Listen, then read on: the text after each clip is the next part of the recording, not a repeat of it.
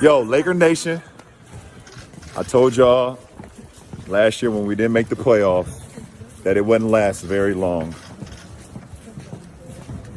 I cannot wait to get back to y'all. This whole journey being here in the bubble, without y'all strength and without y'all loyalty, it wouldn't have been possible. For myself, to AD, the team, the players, the coaching staff, the training staff, we missed the hell out of you guys. And we can't wait to get back to L.A. to celebrate with y'all. Peace. The final score. Over the years, I don't know about you guys, but I've gotten used to LeBron and his greatness. I mean, what? Season after season. Now this is a fourth championship for LeBron James, a fourth finals MVP as well. Of course, that championship, part of the only one to ever come back from a 3-1 deficit. And we're going to get down to Orlando with LeBron now. All right, Kristen, congratulations to LeBron James. I just said, you want to do 3 more months of this or what? I mean, I'm already exhausted, man. Don't make me pass out over here. Listen, LeBron, nobody wants to win more than you. You make that evident day in and day out. I don't know that you could want a championship more. But on January 26th, it seemed like you guys got locked into a different type of zone in the regular season that I don't know that I've seen before from you. How did you channel Kobe? How did that make this season, in what was already an unusual year, so much more significant to you guys? If we weren't already as close as we thought we can be, that made us even closer. That brought us even closer. Our ball club, we got as close as you possibly can be when that moment happened. And obviously we know it brought the whole basketball world close as well. But when you're internal and it hits home, it just means that much more. And we locked in from that very moment and saying this is bigger than us. This is bigger than us. LeBron, I look at it, it's been a obviously unusual year. We fast forward to now. I've watched your career for so long time, for championships, MVPs, all that. I just got to go into the mindset. I want to go into the future. Year 18 is coming. Still in unbelievable shape, unbelievable athletic. Birthday's coming up too, Smitty. Unbelievable athletic. What's the number you're looking to get to?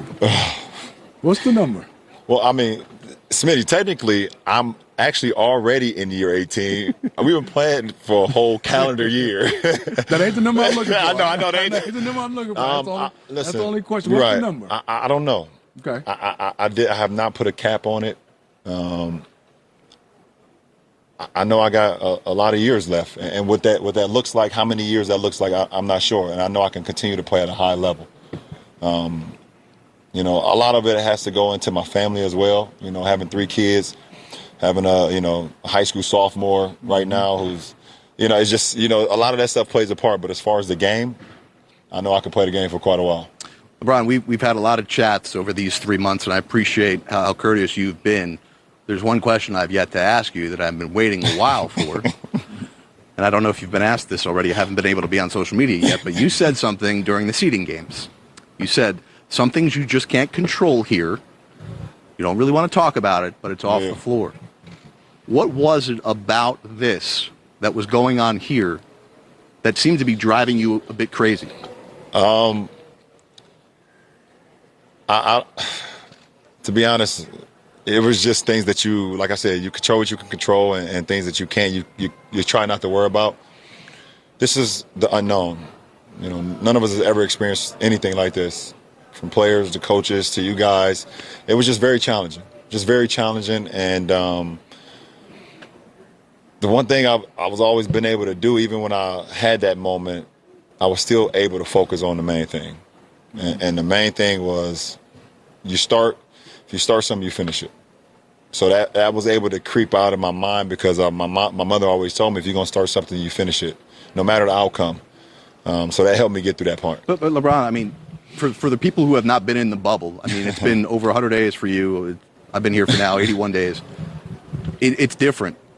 Why was it, for people who look at this on TV and just say, oh, you're just playing basketball? Come on, man. Like, what What was it? No, I think when you're away from your support system, and I think we all know about how challenging work can be and basketball can be. And if you're fortunate enough to be around your support system, and my support system is my family and my kids, and they give me the strength. Even if I do go on the road, you only go on the road pretty much, the most 5-game road trip. You're going to come back home. So it was just very challenging, like you said, been here over 90 days. But when your support system on the other half telling you, we got this here, go do your job. And we all know that as well. That it just makes it a lot easier for you. We go back to the studio in Atlanta. I got some questions for you. LeBron, it's been such a great privilege to watch you, the greatness that you have exhibited season after season, to watch it firsthand, to not be able to be there for this one, but within the context of the championships that you have won. You're talking about how this one was different, but how has it been the same? It's been the same in the sense, Kristen, when you put the work in and you're there for the process of getting better every single day with your ball club, and you know how challenging it can be to get to this point, that's what makes it the same, because you've had those obstacles throughout that whole season to be able to get to the finish line and then be able to cross it. It's just an unbelievable feeling. LeBron, this is Isaiah. Congratulations again on your success on the Isaiah, floor. I know your voice. And champagne, right? I know that voice.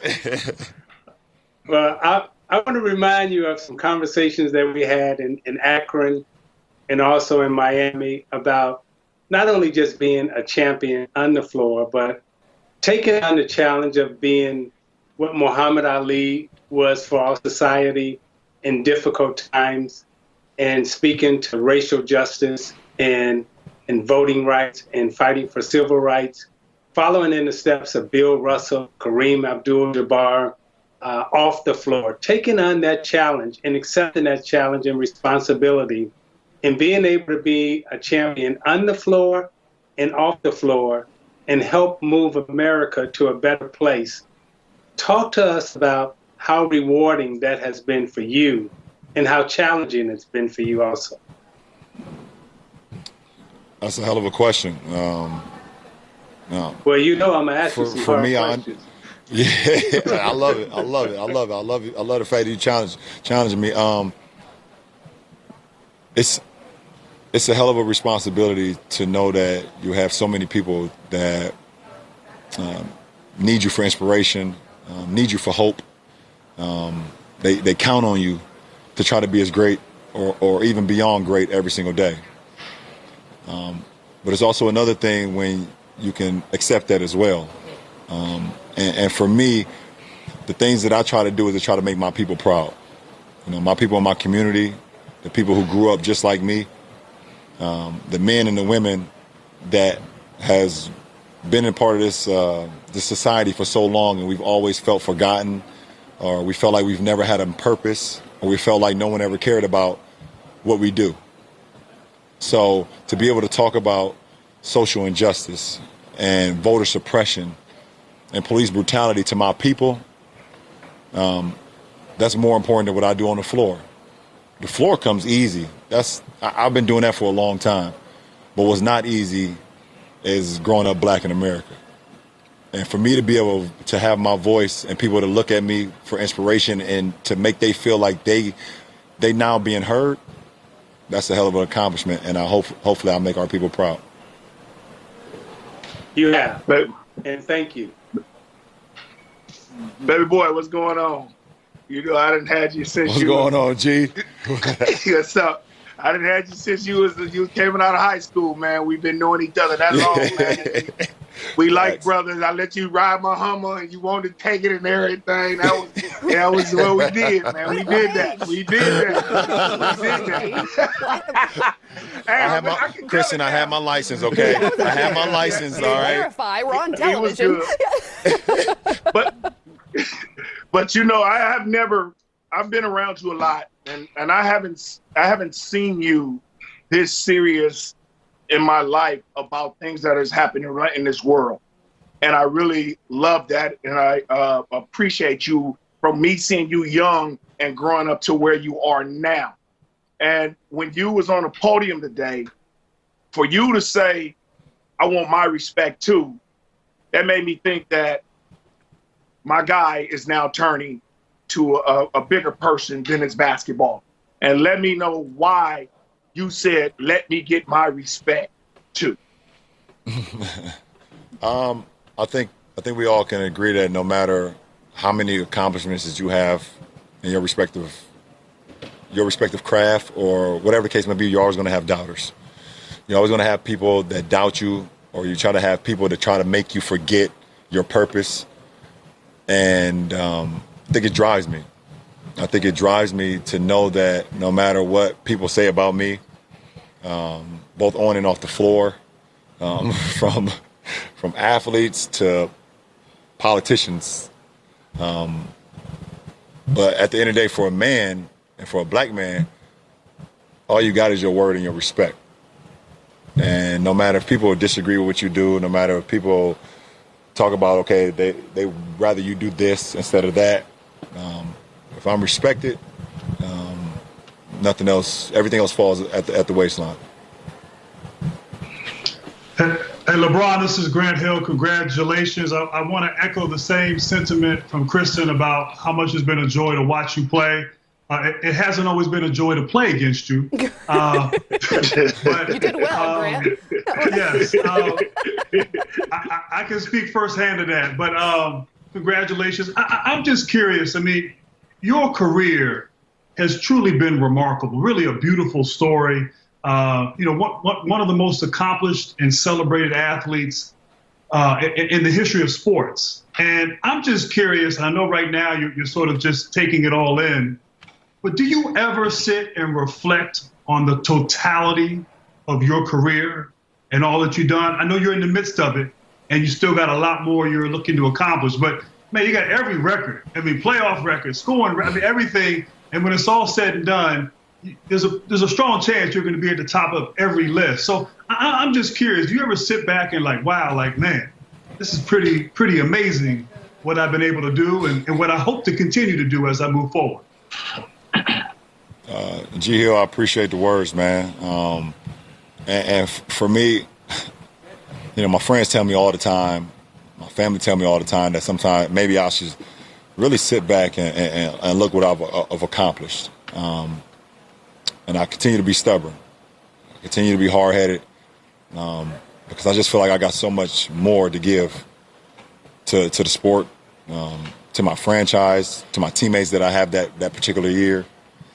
And it doesn't allow me to sit back and relax when it comes to how more in advance, how far can I go while I'm suiting it up every night. So, I always tell them my rebuttal is, when I'm done playing and I'll throw the shoes over the wires, then I'll get an opportunity to sit back and be like, you had a hell of a ride.